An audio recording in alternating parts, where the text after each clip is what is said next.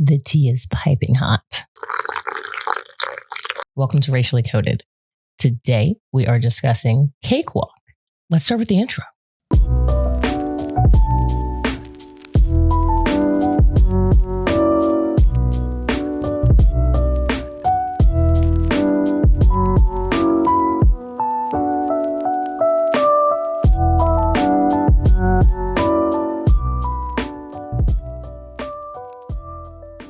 Today I thought I would serve you a different look.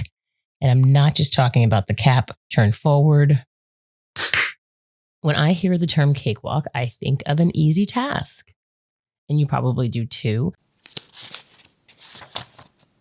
The first definition in good old Merriam-Webster's dictionary is a one-sided contest or an easy victory. So that's definition 1. Definition 2 and 3 go in a different direction that maybe you haven't heard about.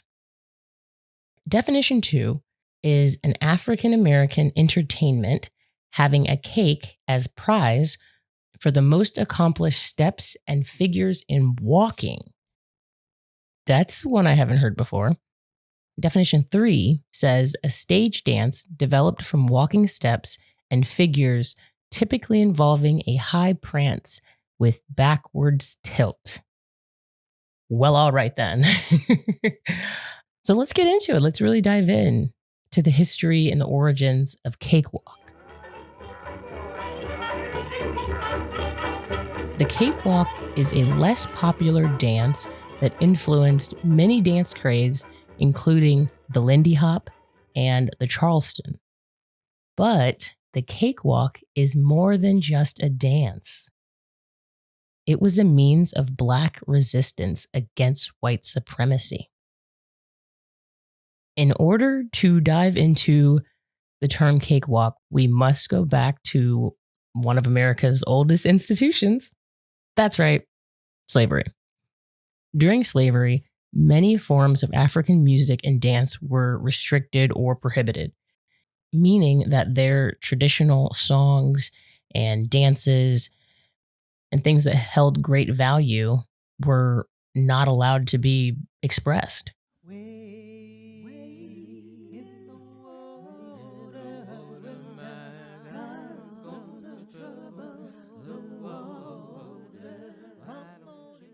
Interestingly enough, the enslaved people did get exposed to ballroom dances such as the waltz because they were, working the event in the background.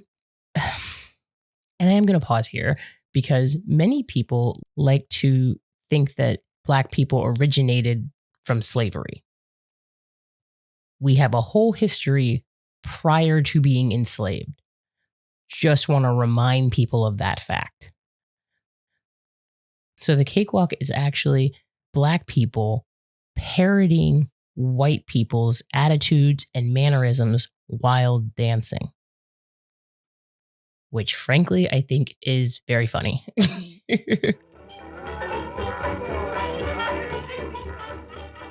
Cakewalk moves include over-accentuating high kicks, bows, imaginary hat doffing, mixing of cartoonish gestures with traditional African steps. This is wild.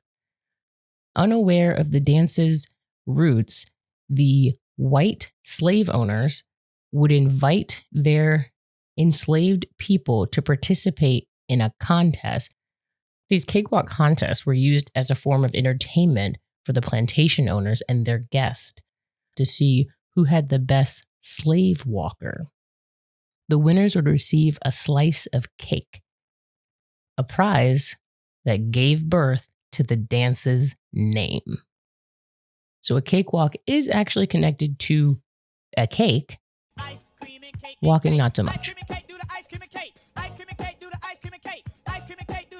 By the 1870s, the cakewalk was featured in minstrel shows and was very, very popular across the entire country. The cakewalk was so huge in American pop culture that in 1892, local cakewalk championships were being held in New York City.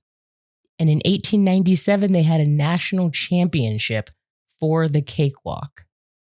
That is pretty wild. As cakewalk dances became more popular, they also gave rise to their own kind of music.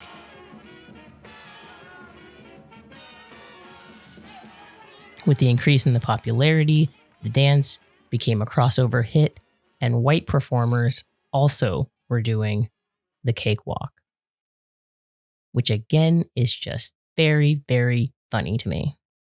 There's a lot of layers to this. You would have white performers wearing blackface performing a dance, which is a parody of how white people behave and dance to the entertainment of white people. Beautiful. The layers. Layers of not getting it. Composer Scott Joplin alluded to cakewalks and their connection to ragtime in the song The Ragtime Dance. Dora Dean and Charles E. Johnson are two well-known cakewalkers and minstrel performers.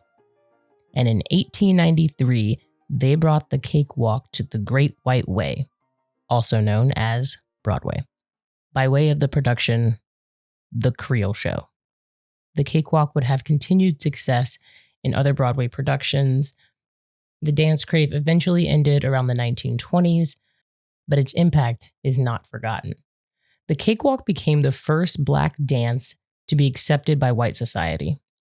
My research for this topic also led me to the place where it originated, Florida, by the enslaved people who got the basic idea from the Seminole Indians and then melded that with an African tribal dance. I do have questions as to how it happened. You have enslaved people and you have Native American people who don't necessarily get along with the white people. So how is really my question. And I couldn't find much on that. So if you know, feel free to leave a comment on Instagram, leave a comment down below of this video. I'd love some more information as to how that connection happened. So it would seem that Cakewalk had a rebranding of sorts. It was previously a dance craze, as we just dived into, and at some point it became a term meaning an easy accomplishment. According to an NPR article, this is not because the cakewalk competition was super easy, but rather because the steps in the dance were so fluid and graceful that it appeared easy, making it look like a cakewalk. So, with all of that said, is cakewalk rooted in racism? If you're asking me, I'm going to say yes. Because if the enslaved people were allowed to just dance their dance, sing their songs, this wouldn't even have come about, right? So yeah, it's rooted in racism. As always, language changes and adapts, and now we fully understand it to mean something easy. It is totally your choice whether or not you want to use words that are rooted in racism. I'm probably going to skip it, it's probably not for me. But what do you think? Are you going to be using cakewalk moving forward? Let me know.